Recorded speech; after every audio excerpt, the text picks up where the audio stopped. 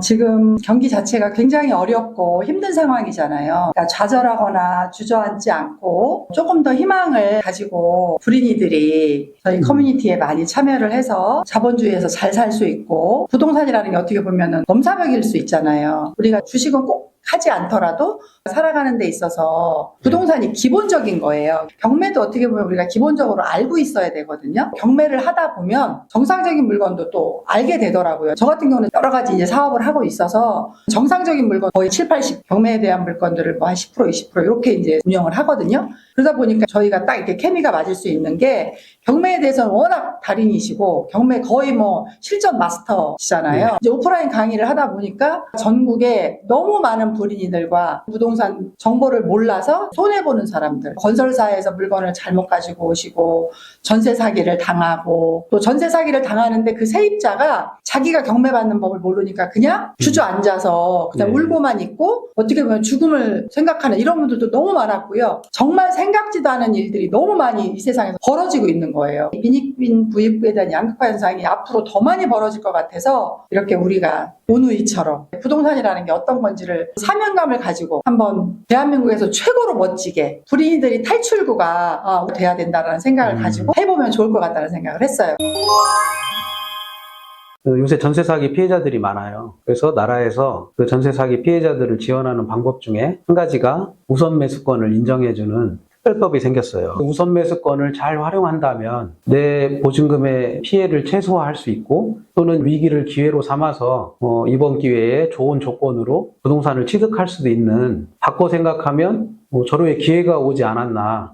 나쁘게 생각하면 전세 사기를 당해가지고 돈 다 날리고 길에 나앉고 쫓겨나고 이렇게만 생각할 수도 있는데, 거꾸로 생각해보면 그래서 법이 만들어지고 금전 지원이라든지 우선 매수권처럼 남들보다 유리한 조건으로 살 수도 있게 그런 특별법이 만들어졌기 때문에, 그런 걸 잘 활용한다면 내 집 마련하는 시기를 앞당길 수도 있다. 상황을 꼭 안 좋은 쪽으로만 볼 게 아니고 내가 더 좋은 기회를 잡을 수도 있다라고 거꾸로 생각하시는 것도 도움이 되실 것 같아요. 경매뿐만 아니고 재테크 관련돼서는 하이 리스크 하이 리턴이란 말 있죠. 위험이 큰 물건일수록 수익이 많다. 그러면 위험이 큰 물건을 잘못 사면 나도 망하는데, 안 망하려면 그게 얼마나 위험한 거고 그 위험을 어떻게 해결할 수 있는지 여부, 이런 것만 내가 확실하게 알 수 있다면 오히려 아까 말씀드린 것처럼 좋은 기회가 될 수 있다. 그래서 제가 현직에 있을 때도 그렇고 법무사 사무실을 운영하면서도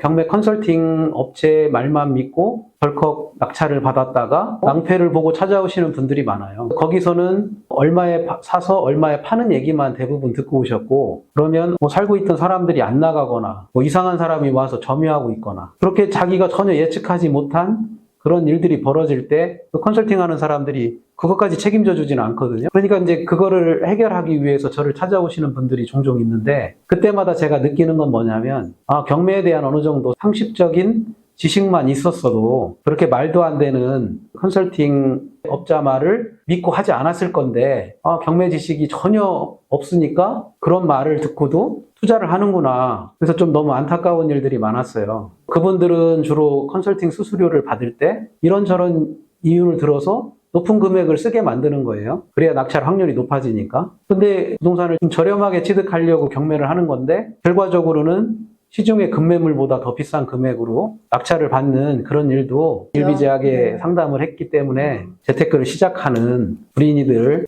최소한 이 정도 상식은 알고 부동산 경매 재테크를 해야 되지 않는가. 지금 부동산 경기도 어렵고 경매 물건이 쏟아지기 때문에 아파트 가격이라든지 주거용 오피스텔 가격들, 그다음에 상가 이런 것들이 예전에는 생각하지도 못했던 말도 안 되는 가격까지 떨어졌거든요. 그럼 이제 사시는 분들 입장에서는 불안하잖아요. 더 떨어질 수도 있다. 그런데 실수요자들은 제가 볼 때는 그런 걱정 안 해도 될 것 같다. 왜냐하면 어차피 집은 한 채 있어야 되고, 새를 사는 것보다는 그래도 집을 사는 것이 나중에 경기가 반등이 돼서 집값이 오르면 큰 이익은 아니더라도 전세 사는 것보다는 이득을 볼 수 있다. 남의 집에 새 사러 보면 서러움도 많고, 집주인 눈치도 봐야 되고, 맞아요. 또 이거 연기를 해서 받아주면 좋은데 연기를 안 해주면 이사를 가야 되고 또 집값 올려달라고 하면 어떻게 하나 이렇게 걱정들이 많은데 제가 볼 때는 지금 시점이 집 마련하려고 준비했던 분들한테는 오히려 좋은 기회가 될 수도 있겠다 생각이 들고요. 그러면 제가 이제 불인 입장에서 들었을 때 너무 그렇게 타 업체에서 컨설팅 해주는 분들께서 그냥 적정하게 높은 금액 쓰게 해서 낙찰받게 해야 수수료가 크니까 그거에는 엄청난 함정이 있으니 곰돌이 법무사한테 꼼꼼히 그거는 물어보고 해야 되는 게 맞다 이렇게 알아들었거든요. 맞나요? 꼭 제가 아니더라도 우리 주변에 공인중개사분들도 계시고 전문가들이 있으니까 법무사도 있고 법은 상식이거든요. 그 상식선에서 조금 뭔가 말이 안 되는 이해가 안 가는 그런 내용들이 있으면 그걸 꼭 검증하셨으면 좋겠어요. 책임은 다 내가 지는데 내가 다 이해를 못하고 확인을 못하고 그렇게 비싼 돈을 주고 부동산을 취득하는 거는 좀 너무 위험하다. 그러니까 내가 컨설팅하는 사람 말을 이해 못할 정도로 부동산에 대한 지식이나 경매 지식이면 아예 경매하지 마시라. 제가 상담하시는 분들 대부분이 내가 뭘 알아? 그 사람이 전문가인데 나한테 잘 알려줬겠지. 다 그렇게 믿고 했다는 거예요. 그런데 나중에 문제가 생기면 내가 거기까지는 책임 안 지는 거예요. 이렇게 나온다는 거죠. 그러니까 경매나 부동산에 대해서 잘 모르면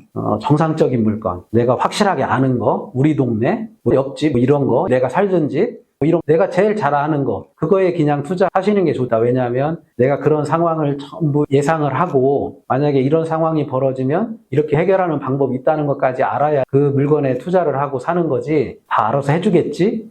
이런 거는 좀 조심하셔야 될 것 같습니다. 네, 충분히 잘 알아들었을 거라고 예상하고요. 앞으로 궁금한 거는 저희 커뮤니티나 그 댓글로 많이 참여하셔서 모두 돈 많이 벌고 대한민국에서 잘 살 수 있는 그런 불인이들이 많이 탄생되기를 저하고 곰돌이 법무사님은 늘 응원할 겁니다. 고맙습니다.